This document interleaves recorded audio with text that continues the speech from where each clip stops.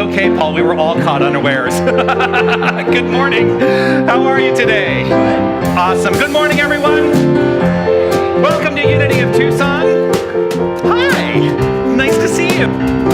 I'm Reverend Jonathan Zenz. I'm minister here at this beautiful spiritual center. We come here every single week to celebrate love. And so we're going to kick it off today by celebrating love with this magnificent song where I'm going to let you know something. You want to know what that is? I know the truth about you. I feel the power within you. I know that love surrounds you. Everything is alright. I know the truth about you. I see the light within you. Just let it shine on brightly. I see you dripping with abundance and ease. I see you enjoying the life you please. Playful at work and creative at play. I see you in gratitude every day. And I say, I know the truth about you.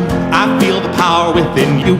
I know that love surrounds you. Everything is alright. I know the truth about you. I see the light within you. Just let it shine on brightly. Everything is alright. I know the dreams of your heart want to fly. It's time to spread your wings and give it a try. The love you give, you know you're bound to receive. Your good can only grow the more you believe. Come on now, I know the truth about you. I feel the power within you. I know that love surrounds you. Everything is alright. I know the truth about you. I see the light within you. Just let it shine on brightly. Everything is alright. It's alright. It's alright.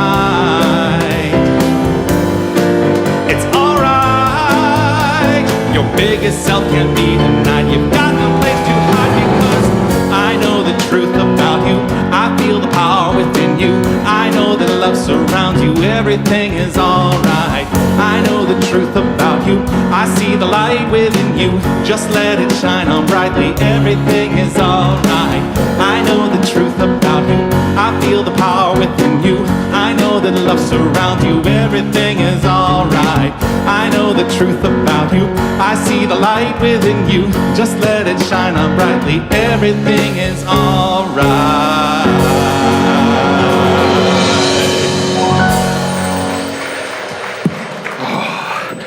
Oh, I had a second cup of coffee today, so because Don Register makes the best coffee. I don't know if you've ever noticed that. He makes really good coffee. What a delight it is to share this Sunday morning with you. Welcome, welcome once again, all you beautiful humans. We here at Unity of Tucson, we are here to teach practical tools for a better life, practical spiritual tools that we can engage in our life. And, you know, for me, the path to a better life was always through the practicality of this spiritual message that we offer here. And, you know, it wasn't just some pie-in-the-sky idea of like, oh, it could all be good. No, it was actually something that I got to use and put into practice in my life. And so that's what led me to want to become a minister, I think, and why I'm delighted to be able to share these practical tools with you. Now, you may not believe everything you hear today, but I do think that you will hear something that you do believe. And one of the things that I always like to remind us of is this. Part of what we are here to do is to begin to take a look at our beliefs, because our beliefs, as the Master Jesus said, create our experience. He said, it is done unto you as you believe. And so we teach here that our beliefs, our thoughts, our feelings are all working together to create the quality of our life. And so if something presses up against you today that I say that challenges a belief, it's not an invitation to go, oh my gosh, I can't believe he said that. It's an invitation to say, wait a second, what's going on there? Because in awareness, as we bring to awareness that which is below the level of awareness in our belief system, we get to make great change. So I'm delighted to be able to share this time with you today. If you are joined, oh wait, I'm not there yet. I'm almost there. We have a vision and a mission. See, I have to follow my slides because then everything's out of order on the wall, and we don't want that, right? No. We have a vision and a mission that we carry here at Unity of Tucson. We carry it in our hearts, and we allow it to inform our way of being out in the world. And I would love for us to, as a community, share out loud the words of our vision statement. We envision a world awakened to its magnificence. And as I say every week, the vision is how we see the world. The mission, that's the steps. Those are the steps that we take to achieve this vision. So let's say together the words of our mission statement. Love only, forgive everything, remember who you are. Love only, forgive everything, and remember who you are. And today, in particular, is going to be a lot about that second phrase, forgive everything, as we have been following along these last several weeks, the work of Raymond Hollowell in his book, Working with the Law. And this week, the reading was the law of forgiveness and the law of sacrifice, but I'll talk about that later. If you're joining us for the first time today, I would like to extend a special welcome to, first of all, anyone who's joining us online for the first time today. It's such a delight that you join us in this virtual way. And just know that we feel your presence, we feel your energy in this room, and we are delighted that you've decided to spend your Sunday morning with us. If you're watching live, we feel your presence, even if you're watching on the archive at some later time, because the only thing that exists is this magnificent creative energy of which we are all a part. And so delighted to have you share with us. If you would go to unitytucson.com/connect, we'd love to continue this opportunity to connect with each other and just fill out some information there. We're delighted to have you. If you're here joining us in the room for the first time today, if you are comfortable with identifying yourself, we have a gift that we would like to offer you. So is there anyone who is joining us for the first time today? Would you please stand up? Welcome. And remain standing for just a few moments. Yes, if you would remain standing, because yes, grateful to have you here. Because I'm going to let you know that we carry in our hearts a truth that we understand about you. And I would like to share that truth with you now. In fact, we would all like to share it with you. Are we all ready? All right, let's say this all together. You are magnificent. Yes, you are. Thank you for shining your light, sharing your magnificence. You can be seated. Yeah, we know that about you because we know that about ourselves. And so I think it is important that we all be able to exclaim for ourselves this truth that's coming up here. Shall we say this together? I am magnificent. How does that feel? I think we can do better. Let's really put some feeling into it, and let's say it out loud together. Here we go. I am magnificent. Yes, indeed. You are magnificent. I am magnificent. It's magnificence all around. Would you please welcome today's Keeper of the Flames, Mary Alls, to the stage? Yes. Mary is here to guide us in our ritual that we have adopted here at Unity of Tucson called Lighting the Flames of Faith. And so for each candle that she lights, we are acknowledging with a deep understanding that all faith traditions, all spiritual paths, all religions, they all are rooted in one thing. And we believe here, we teach that that thing is love. Mary. It's my pleasure to light the flames today. We light a candle for the Tao, honoring the universal path of harmony and equilibrium, the natural way. We light a candle for the shamanic traditions, honoring the beliefs and practices of all indigenous people, the way of the primal spirituality. We light a candle for Hinduism, honoring the path of knowledge, action, and devotion.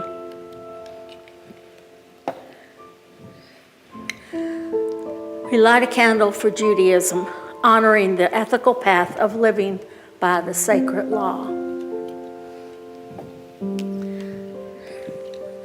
We light a candle for all forms of Buddhism, honoring the Four Noble Truths and the path of compassion. We light a candle for all forms of Christianity, honoring the Christ consciousness as the path of love.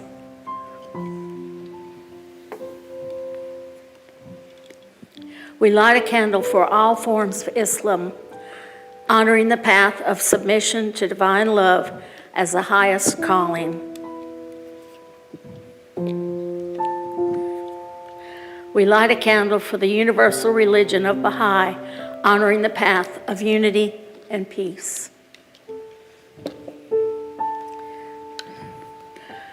We light a candle for all forms of new thought, honoring the metaphysical path of mental healing through the practice of universal spiritual principles. We light a candle for all faith traditions unnamed in this ceremony, and for any seekers who may be unaware of the power and presence of Spirit in their lives, and for the space that we are keeping open for them in our hearts.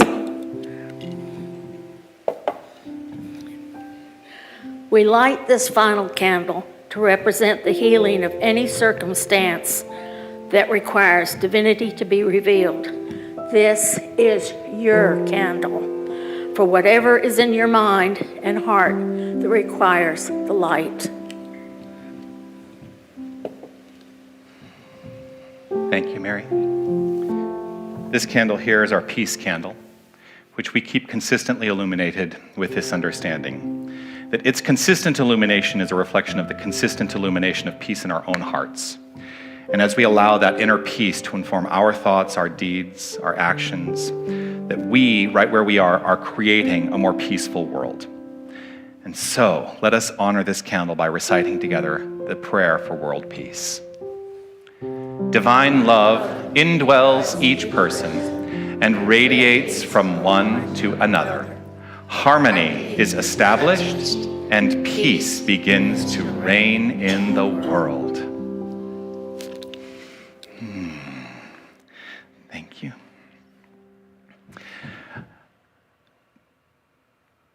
Today, with a very special reading to offer us on this glorious day. Some of you will have already heard this reading, but I think it's worth repeating. Please welcome our prayer chaplain with a reading to guide us in our affirmation and lead us in prayer, Ruth Starwell. It'll be up there. Thank you. Good morning. It's my honor and pleasure to share with you a reading that's very special to me this time of year. Every year as a child growing up, as the family would gather, my grandfather would give some readings and say a blessing before the Thanksgiving meal. And that time always included this particular poem by James Whitcomb Riley. And as a child, I would always just imagine him as a young man on the Kansas family farm. This is when the frost is on the pumpkin. When the frost is on the pumpkin and the fodder's in the shock, and you hear the cluck and gobble of the strutting turkey cock, and the crackling of the guineas and the clucking of the hens, and the rooster's hallelujah as he tiptoes on the fence. Oh, it's then a times the feller is a-feelin' at his best, with the rising sun to greet him and a night of peaceful rest. As he leaves the house bareheaded and goes out to feed the stock, when the frost is on the pumpkin and the fodder's in the shock. There's something kind of hearty-like about the atmosphere when the heat of summer's over and the coolin' fall is here. Of course, we miss the blossoms and the flowers and the trees and the mumble of the hummingbirds and buzzing of the bees. But the air's so appetizing, and the landscape through the haze of a crisp and sunny morning of the early autumn days is a picture that no painter has the coloring to mock when the frost is on the pumpkin and the fodder's in the shock.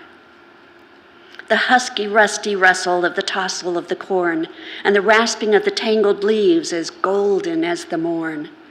The stubble and the furies, kind of lonesome-like, but still, a-preachin' sermons to us of the barns they'd growed to fill. The straw stack in the meadow, and the reaper in the shed, and the horses in their stalls below with clover overhead. Oh, it sets my heart a-clickin' like the tickin' of a clock when the frost is on the pumpkin and the fodder's in the shock. When your apples all are gathered and the one a feller keeps is poured around the cellar floor in red and yeller heaps, and your cider making's over and your women folks is through with their mince and apple butter and their souse and sausage too. I don't know how to tell it, but if such a thing could be, as the angels wa'n't boardin' and they called around on me, I'd want to accommodate 'em all, the whole endurin' flock, when the frost is on the pumpkin and the fodder's in the shock.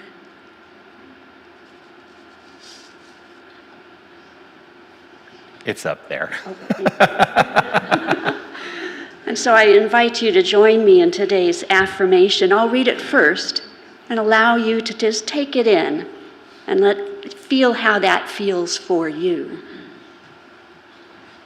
Today I simply let go and find my God nature was there all along and with me. Today I simply let go and find my God nature was there all along. And one more time. Today I simply let go and find my God nature was there all along. So just take a moment to relax as we settle in to a deepened awareness of this time, this place, this experience, this energy, this magnificence.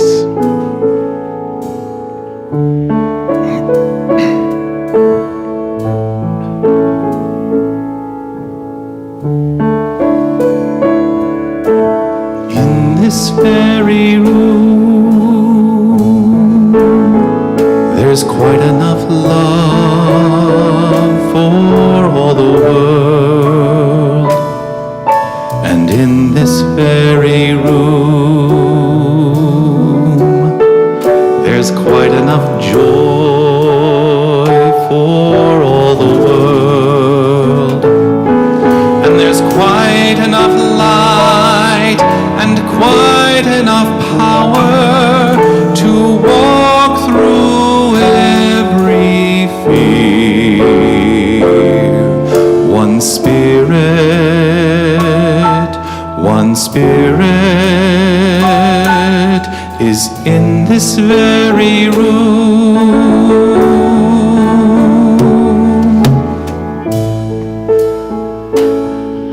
So in this very room, there is God presence.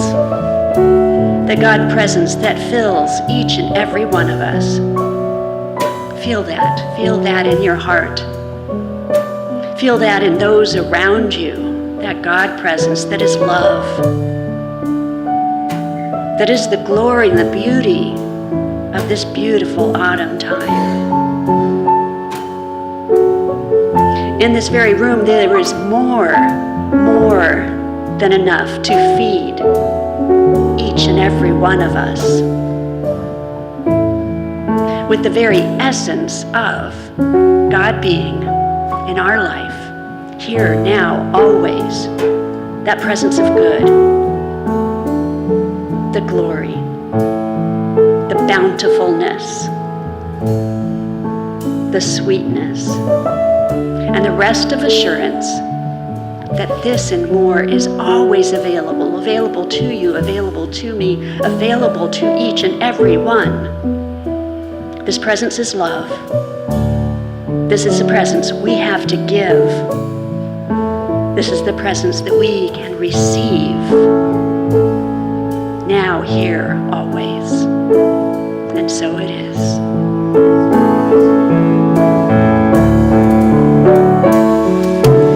In this very room, there's quite enough love for all the world. And in this very room, there's quite enough joy for all the world. And there's quite enough love and quite enough power to open every heart. One spirit one Spirit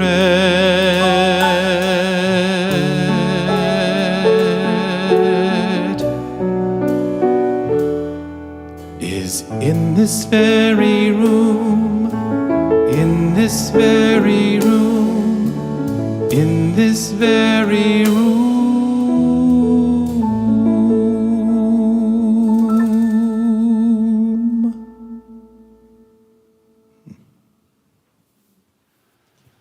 Thank you, Ruth.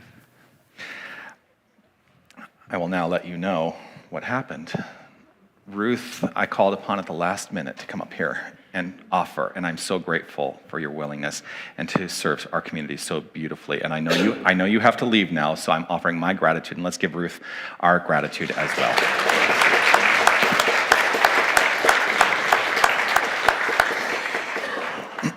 So it never fails every week. I think, well, what is the feature song of the week going to be this week if we don't have a guest singer? And so I reached out to Linda yesterday, and she said, oh, I know the perfect Thanksgiving song. I said, and I didn't say, oh, well, we do this song all the time. But since we do it all the time, what I'm going to invite you to do is to sing along, and I've put the lyrics up for the feature song, which I almost never do, but feel free to sing along as we celebrate Thanksgiving with this song today.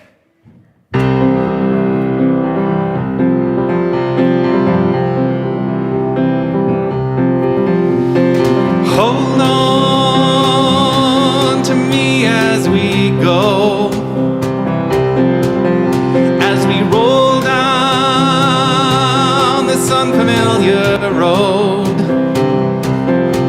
Although this weight is stringing us along, just know you're not alone, 'cause I'm gonna make this place your home. Settle down, it'll all be clear. Don't pay no mind to the demons, they'll fill you with fear. The trouble, it might drag you down. If you get lost, you can always be found. Just know you're not alone, 'cause I'm gonna make this place your home. You all know how to do this part.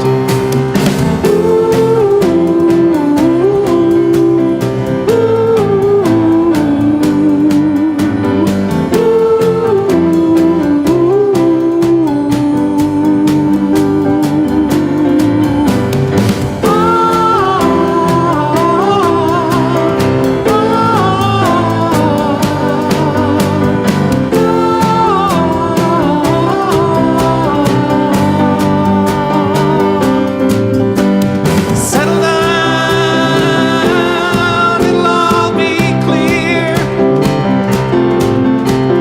Don't pay no mind to the demons, they'll fill you with fear. The trouble, it might drag you down. If you get lost, you can always be found. Just know you're not alone, 'cause I'm gonna make this place your home.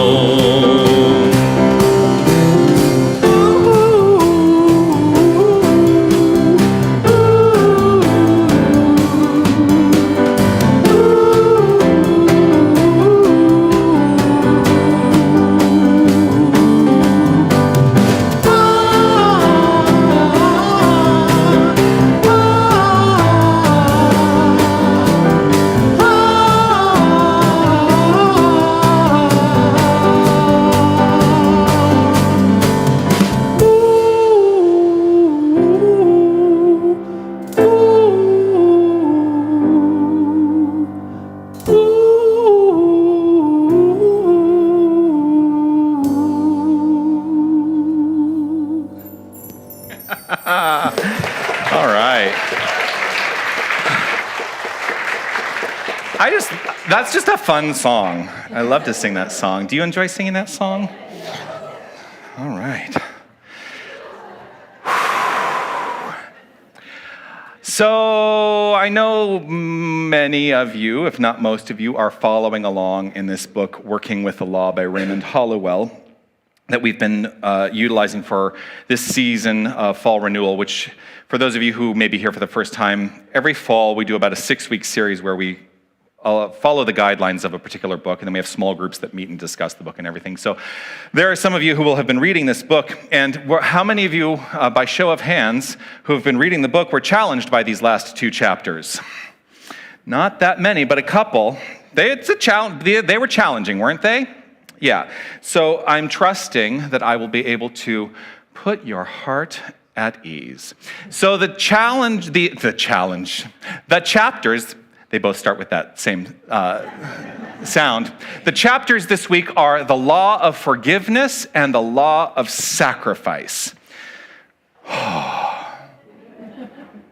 Here he goes, talking about forgiveness yet again. Well, it is part of our mission to forgive everything.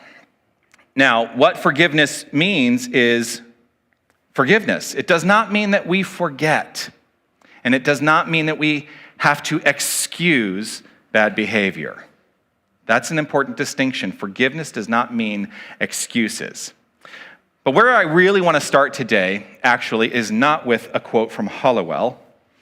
Today, where I want to start is with a quote by Rumi. I love Rumi. Don't you love Rumi? Yeah. So Rumi offers this. The universe is not outside of you. Look inside yourself. Everything you want, you already have. The universe is not outside of you. Look inside yourself. Everything you want, you already have. I think that one of the biggest misunderstandings in New Thought is the idea that we are here to teach that you can get what you want. But you tell me if I change my thinking that my life will change and I want a different life. So isn't that what you're saying? You've missed part of it. I haven't just said you can change your life. There's a step that happens before your life changes, and that is changing your thinking. We do not teach that you can get what you want. We teach that you can have and experience what you are mentally equal to. And then people get down the road of, well, if I get and have what I experience as what I'm mentally equal to, if that's my experience, what I'm mentally equal to, well, if my life is really horrible, well, is that what I'm mentally equal to? And I say, yes.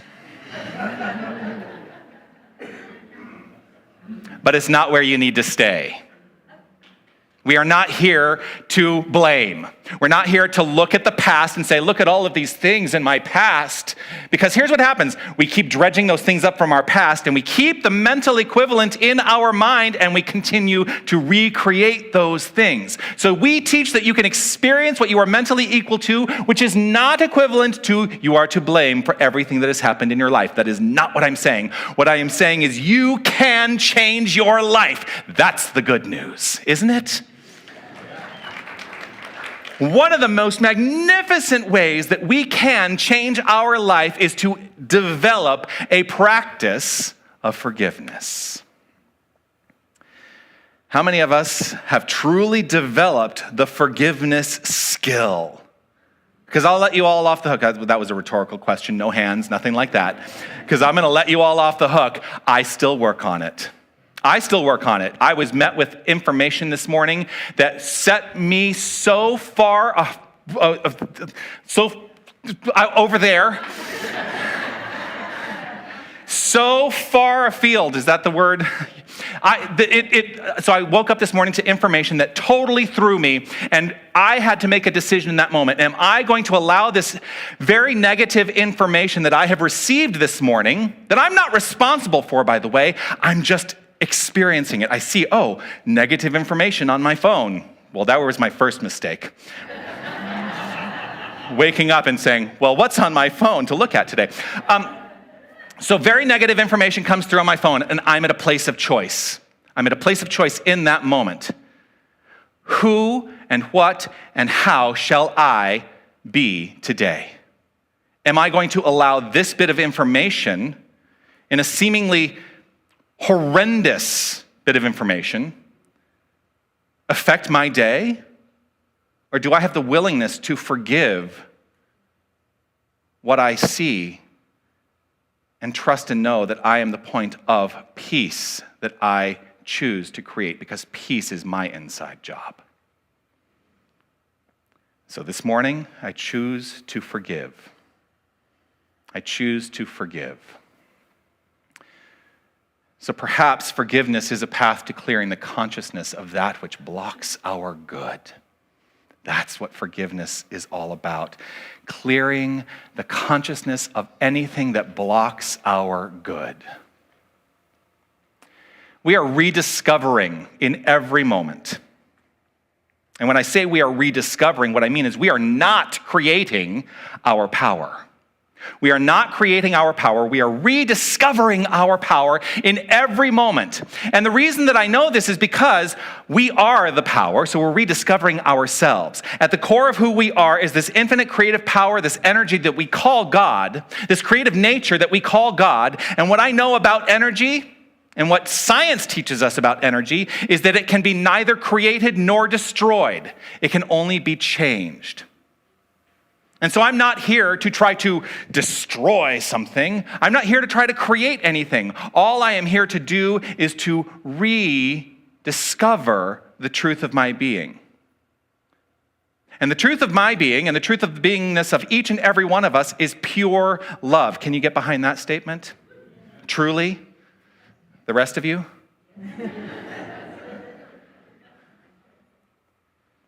We have this great power. In fact, we don't even have it. We can't own it. We cannot hold it. It simply is who we are. So we are this great power. But if we don't know that, then we will misuse it.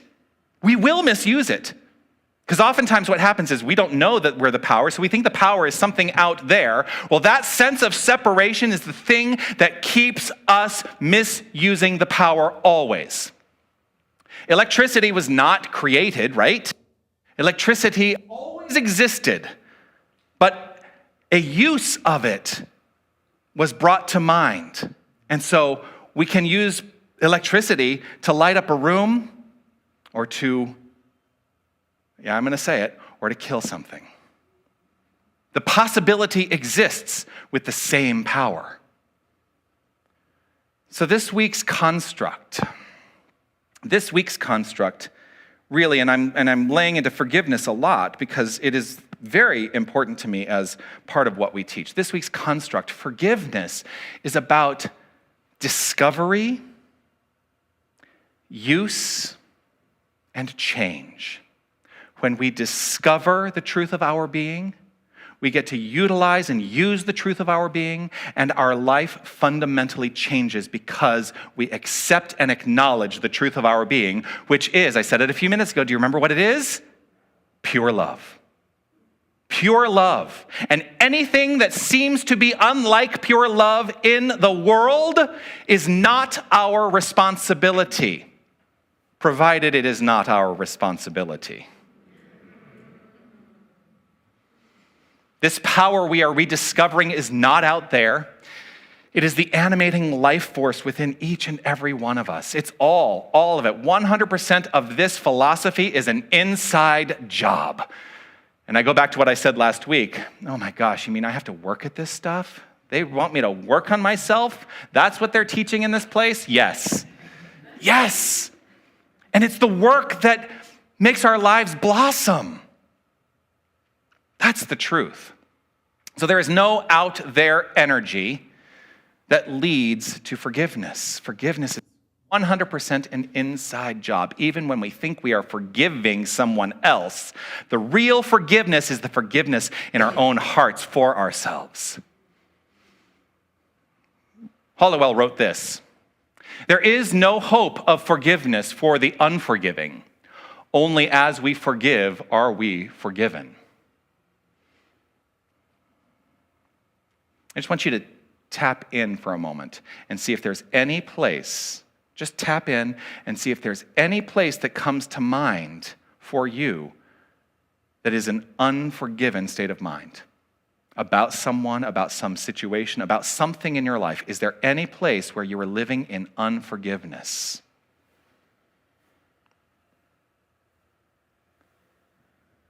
that place in mind, and it's going to be different for every single one of us, that place in mind becomes the limitation for the way your life can unfold magnificently. Any place where we hold on to unforgiveness becomes a block. And so our work then is to let forgiveness reign. We perceive and are taught, though, that forgiveness is an activity done to something else or to another. And that may be the way it looks sometimes, but that's what I call performative forgiveness rather than sincere forgiveness. Sincere forgiveness is the work that we do in our own mind and in our own heart. And you know what? Forgiveness has power, even if you never let another person know that you have forgiven, whatever it is. True forgiveness is not something that is done to. It is not an act. True forgiveness is a shift in consciousness. Shifting our consciousness is the path to freedom. And this goes hand in hand with the other law that we're talking about, the law of sacrifice. That's the one I think a lot of people probably had a little bit of trouble with. Because this book is saying, lead a very narrow life and everything will work out perfectly. Well, I don't lead a very narrow life. I don't know if you know that. I lead a very expansive life. I am really out there. Have y'all noticed? And I encourage every single one of us to be out there. It does not mean that I'm morally bankrupt, which is kind of what he's going at, right? He's talking about morality and that and it's a construct in a particular time and a particular place. Let's remember this book was written in 1961. And so it is a particular construct in a particular time at a particular place that says, this is the way to be moral. And I'm saying I can be just as moral and be off the wall.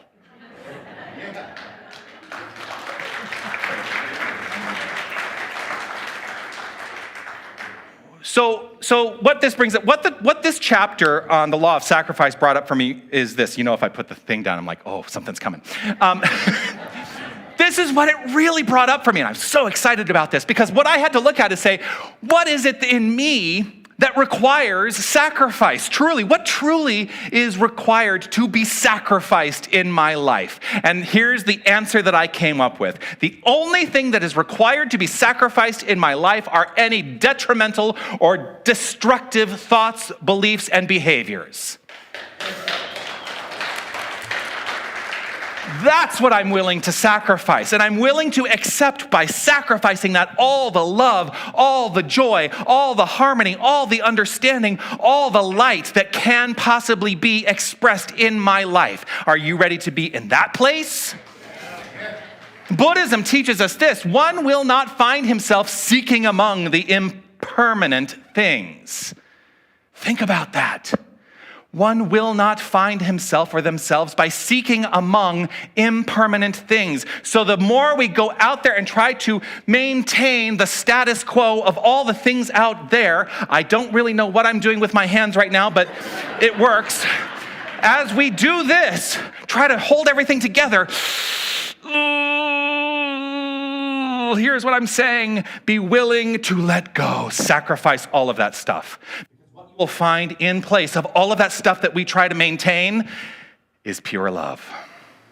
That's who you are. That's what you are. So today is a call to us all to turn that attention to the inner life. You will often hear when I pray, I begin the prayer by expressing an invocation to say, this is my invocation. I invite us all to turn the attention to the inner life. Because that's the point of creation for everything that shows up in the exterior. So as I turn my attention inward, it can be uncomfortable. Because now I'm looking in the mirror. And what I see is the true reflection. And I may not like what I see. And so, that's where the work begins. What must be sacrificed? What inner part must be sacrificed so that the outer shows up accordingly?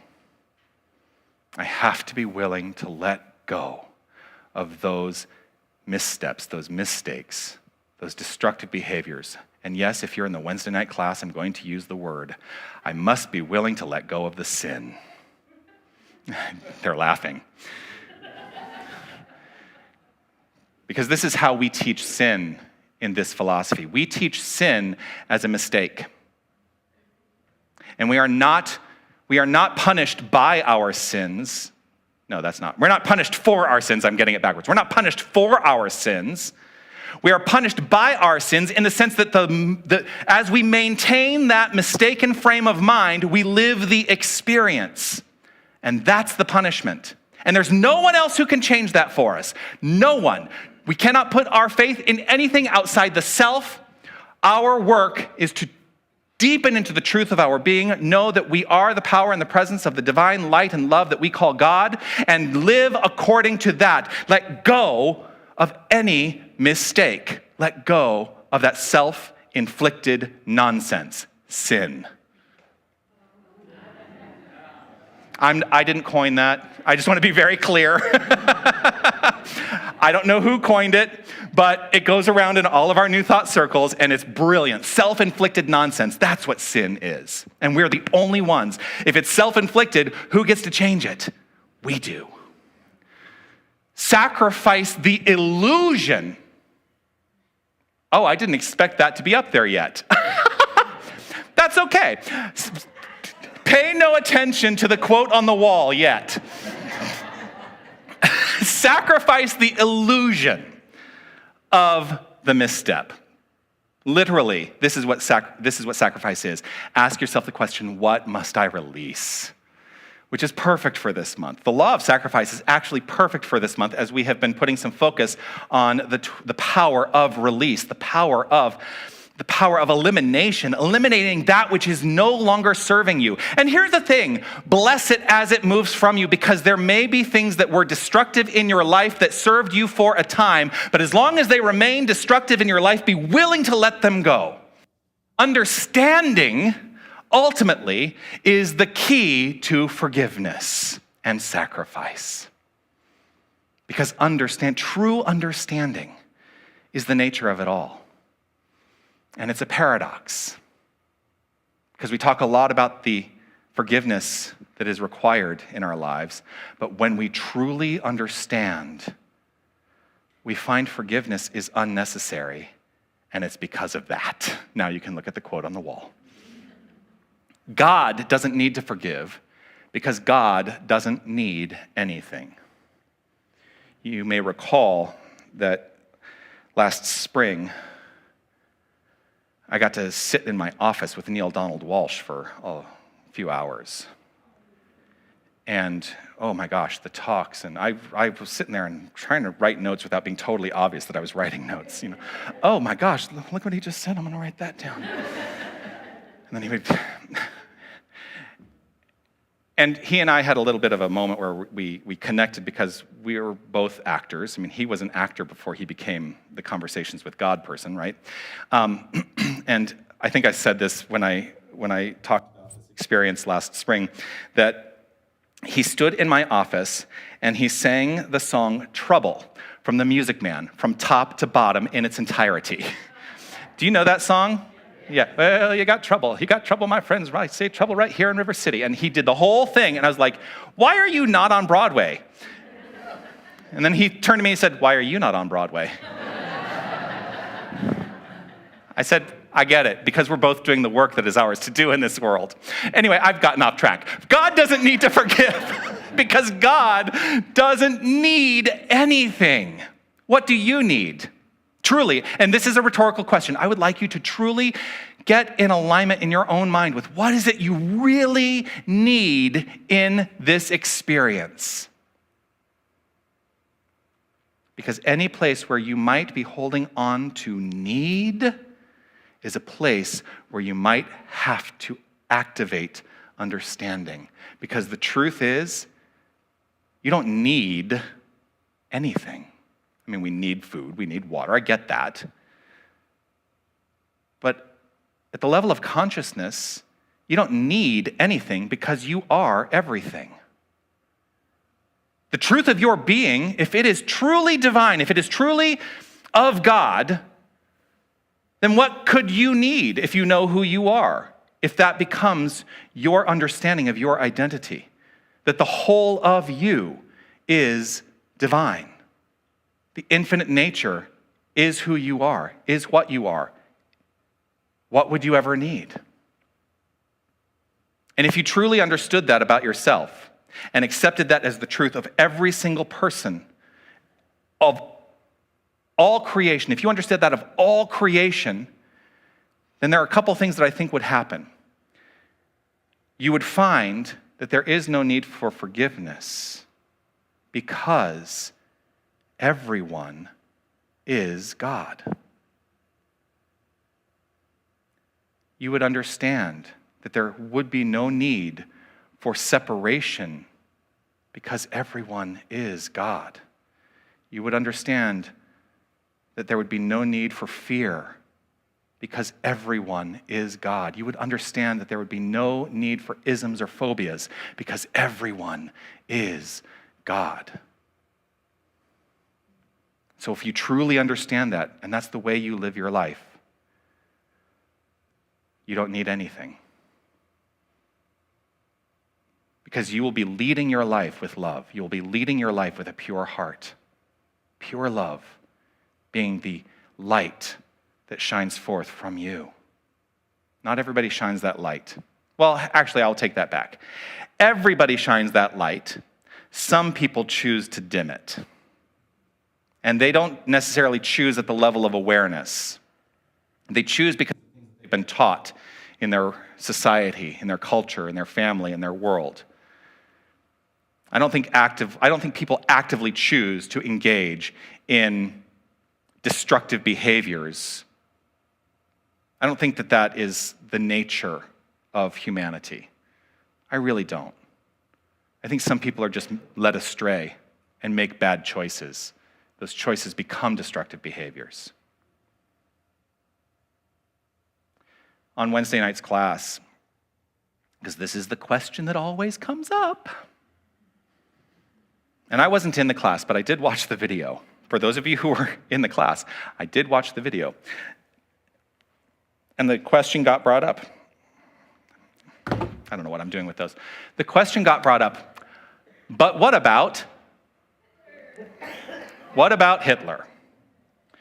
I have an answer for that. I don't personally believe that Hitler believed he was doing bad things. I don't think anyone is motivated by a sense of evil. I think that people who engage in evil and destructive acts are doing so because they have a misunderstood belief that they are doing good. And so it's an opportunity for us all to step back and say, what aspect of that might be part of me?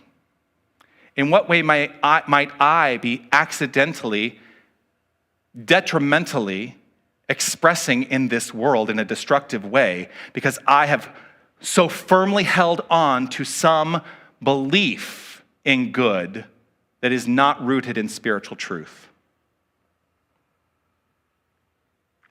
It's a hard question. I'm not saying that there's an answer that I can give you, but it's a question that I think we can all live. And I think we should all live. Live the question. There are many of us who come from backgrounds where we were taught that a primary motivation in our life should be seeking God's forgiveness, right? Many of us will have come from those backgrounds. Well, what if we sacrificed that notion that forgiveness is necessary and allowed it to give way to that greater idea, understanding? I understand what I see in front of me. I have been able to let go of a need to forgive the atrocities of Hitler because I have come to a deeper understanding of Hitler. That's the path. That's the path. And Hitler's not the only one. I want to be very clear. It's just the most prominent example in this culture that we tend to cling on to. But those atrocities are happening today. Let us never forget that those types of atrocities are happening today. Perhaps not on the grand scale that was being experienced in the 1940s but they are happening today. And if we are to be catalysts for change, the change begins right where we are. And it begins with understanding. If I meet you with understanding, then we can find ourselves on a leveled playing field. That's the nature of forgiveness. That is the nature of release and sacrifice. Deepening understanding is the nature of spiritual growth. Deepening understanding is the nature of spiritual growth. The most important understanding to embody is pure love. That's really what it's all about. There is unlimited power within this love. Love is the single most transformative power in the universe. So who will you choose to be when you walk out these doors today? When you're driving down the street and somebody cuts you off? Who will you choose to be in that moment? And you may think that nobody's watching if you're in your car alone.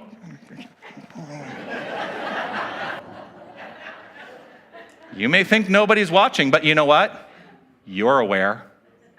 You're aware of your own energy. What energy will you impress upon that experience?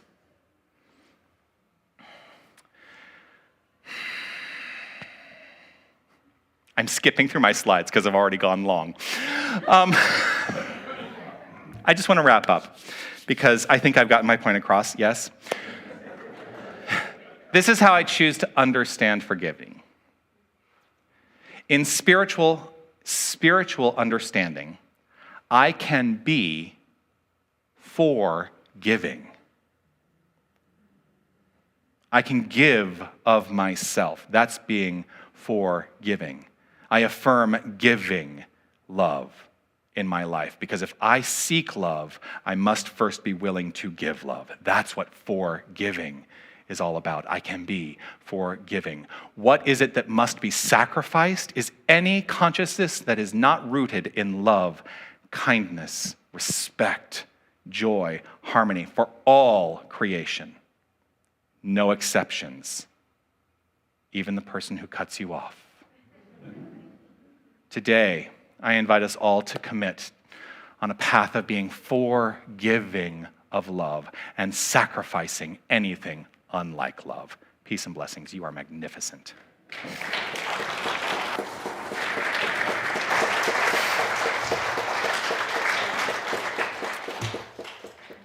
The homework today, and just as a reminder, if you are new to our community, then it won't be a reminder. You'll hear it for the first time today. If you are new to our community, I choose to offer homework for you to work on throughout the week, because that's part of what makes this practical. Actually, not just hearing a message on a Sunday, but taking the message out and actively working on it. So, it is often a joke. The Thanksgiving table can be a place of conflict. Uh-oh. So what I would like to say this is the homework. As you join others for Thanksgiving, giving of thanks, consider being the full expression of love only. Irrespective of what you are experiencing in that room, be the expression of pure love only. Seek to inwardly understand the voices around you that may be in conflict with some idea in your own mind. That's okay. Those conflicts are an invitation to open up our awareness. Now, I say that for Thanksgiving because many of us are going to gather around tables this Thursday, but this practice doesn't need to be just for Thanksgiving, and I will encourage you to practice this week something that you can put into practice for the rest of your lives. And invite us all to relax right where we are.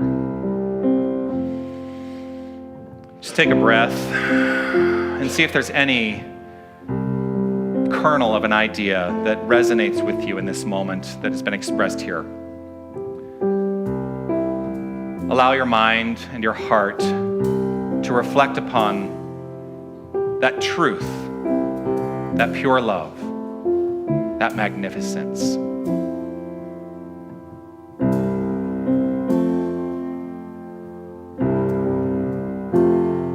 So sacred, so secret, so precious,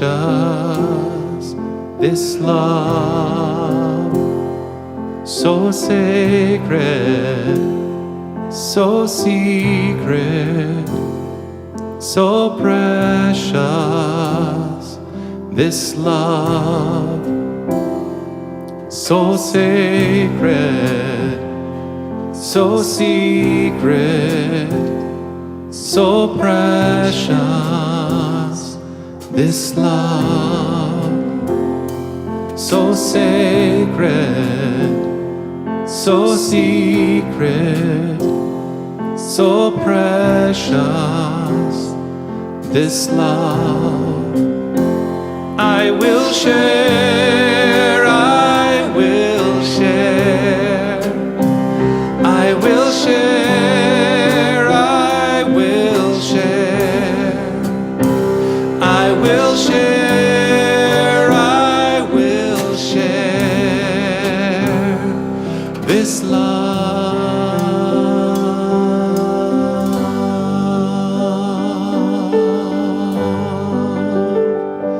So sacred, so secret, so precious, this love.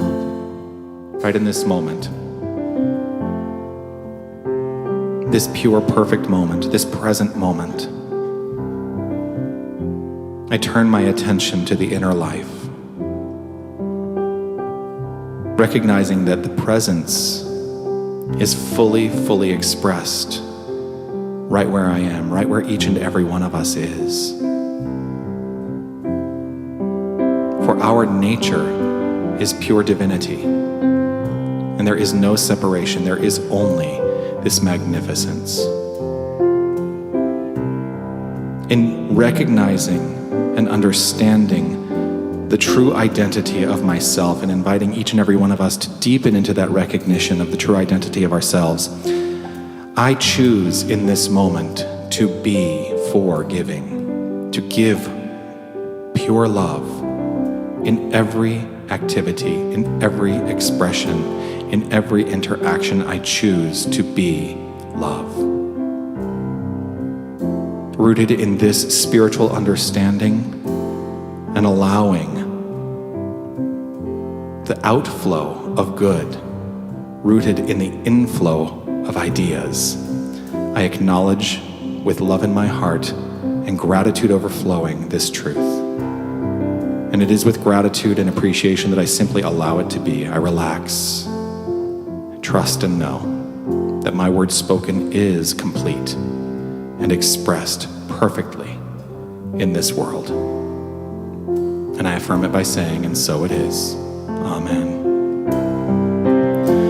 I will share, I will share, I will share, I will share, I will share, I will share, this love.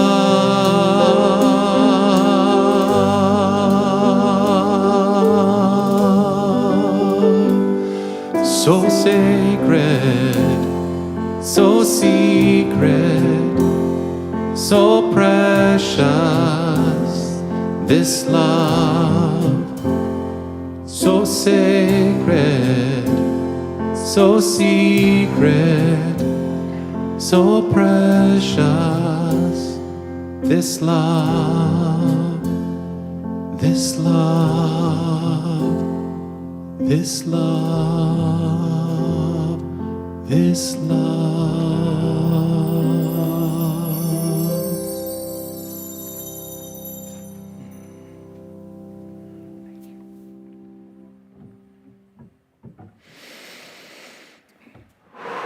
Oh, I was led astray. I was told it was somebody else today. How are you doing today, Steve? I'm doing good.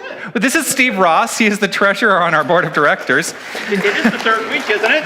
It is the third week. Yes, it is. Always grateful to see you. All right, good. Well, as you know, I'm the treasurer, so I do my 30-second treasurer report once a month. So a little bit of bad news, not a lot, but the last 3 months in a row, we have had income less than expenses. So we were running ahead, up until 3 months ago, and so we've now eaten into that margin. So we need a push in November and December so I can come up here in February and report to you that we closed out the year in the positive. So just want to help you with that and remind you of that. So now is the time where we take our envelope and put our little offering in it, or we take our card because we're automatic givers, and we hold it in our hand and speak our words. We're not doing that anymore. You didn't get the memo yet. I didn't get the memo, huh? You were so good. Yeah, I changed it up. Oh, okay. And it changed this week. We're not doing that big old divine giving a statement anymore, because I loved what Sandy did last week so much that we are adopting that in a little bit. So what I would love for you to do is we're going to go ahead and pass the baskets, and we're going to sing our giving song, and then we're going to bless as a community those offerings together. So let's sing the giving song. Feel free to sing along. God is my source, God is my power, and I have everything I need.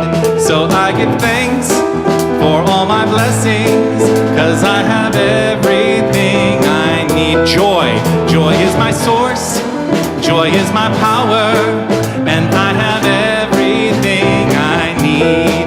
So I give thanks for all my blessings, 'cause I have everything I need. Love is my source, love is my power, and I have everything I need. So I give thanks for all my blessings, 'cause I have everything I need. Peace is my source, peace is my power, and I have everything I need. So I give thanks for all my blessings, 'cause I have everything I need. God is my source, God is my power, and I have everything I need. So I give thanks for all my blessings, 'cause I have everything I need. Yes, I have everything I need.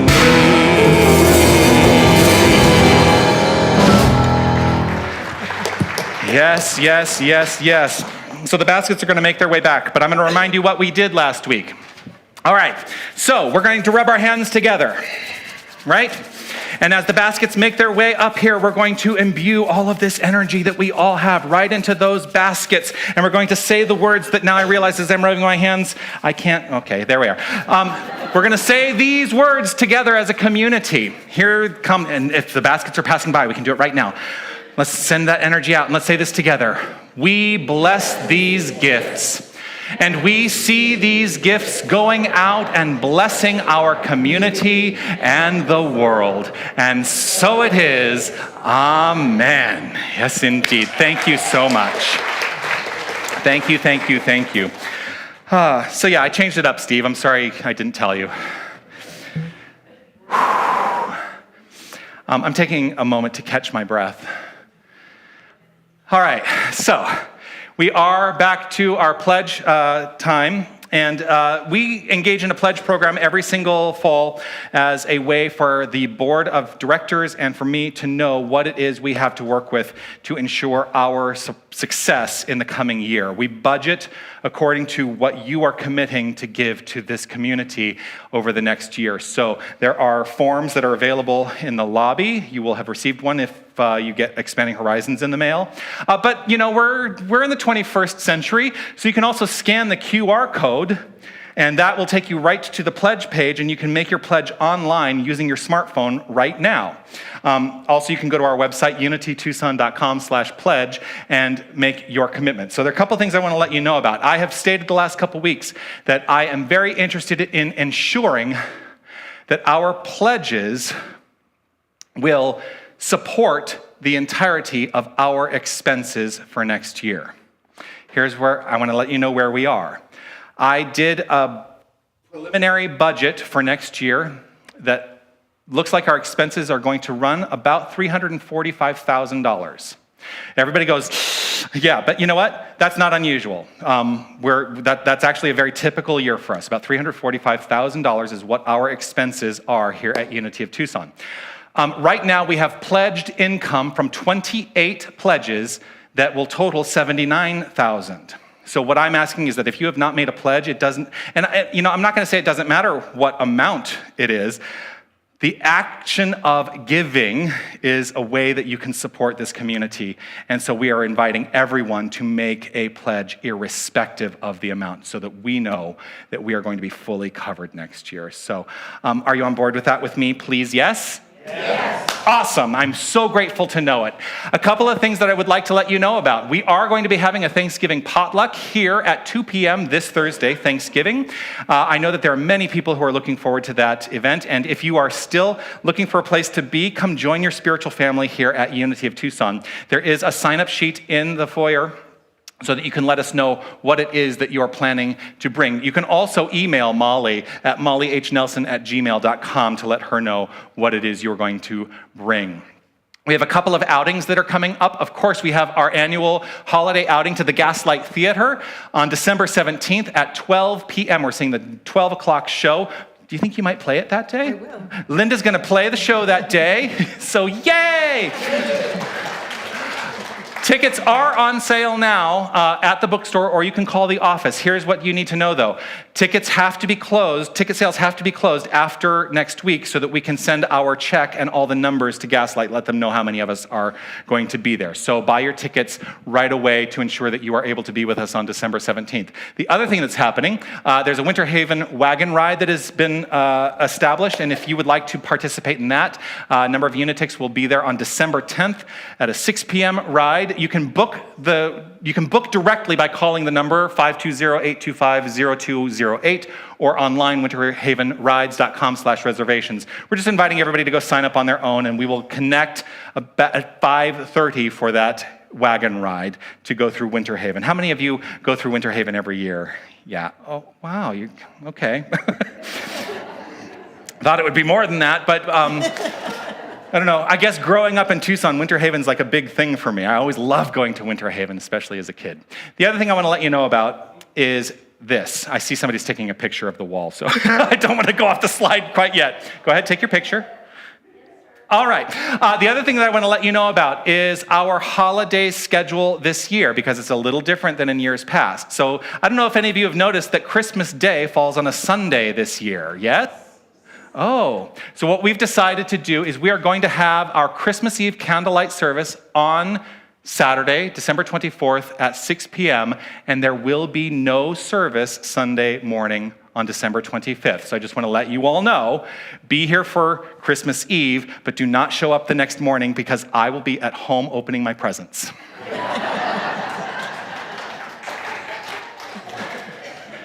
And please, if you know of anybody who you normally see here, please let them know that this is the holiday schedule this year.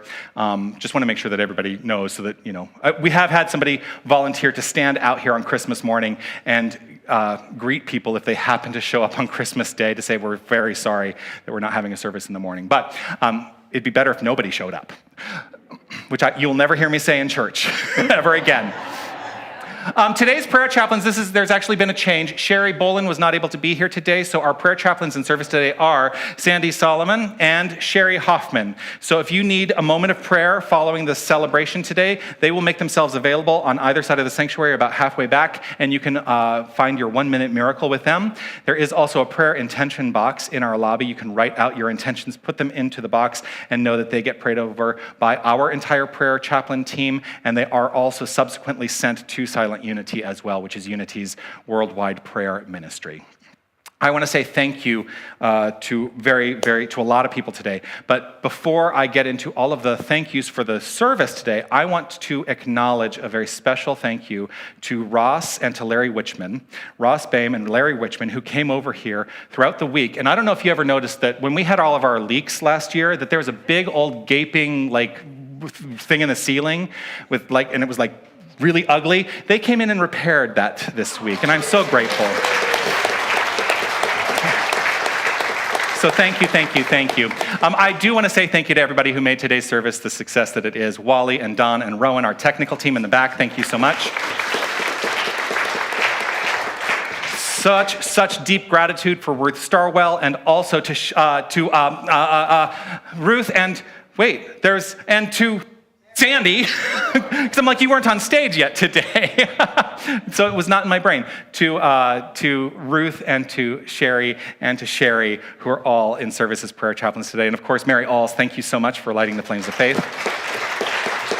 This magnificent music team, thank you, thank you, thank you, thank you, thank you, Linda and Paul and Raphael.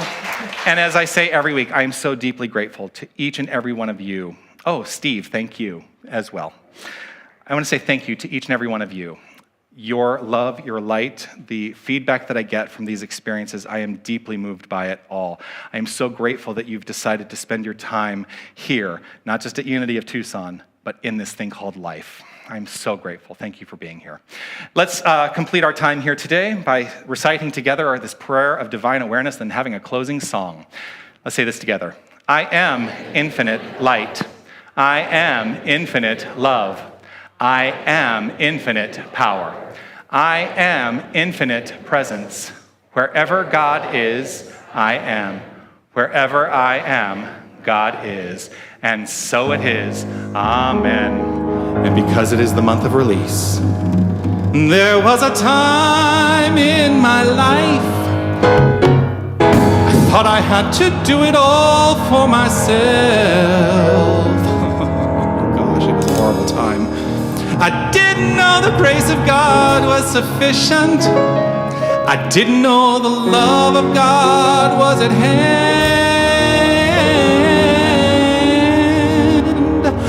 But now I can say, if you are discouraged, struggling just to make it through another day, you've got to let it go. Let it all go.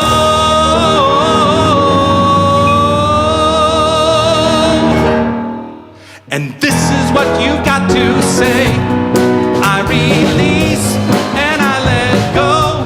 I let the Spirit run my life, and my heart is open wide. Yes, I'm living life as God.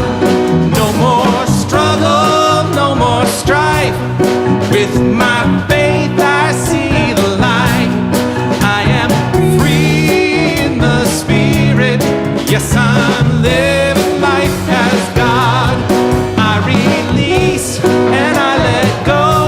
I let the Spirit run my life, and my heart is open wide. Yes, I'm living life as God. No more struggle, no more strife. With my faith I see the light. I am free in the Spirit. Yes, I'm living life as God. I release and I let go. I let the Spirit run my life, and my heart is open wide. Yes, I'm living life as God. No more struggle, no more strife. With my faith I see the light. I am free in the Spirit. Yes, I'm living life as God. I am free in the Spirit. Yes, I'm living life as God. Make it a magnificent week, everyone.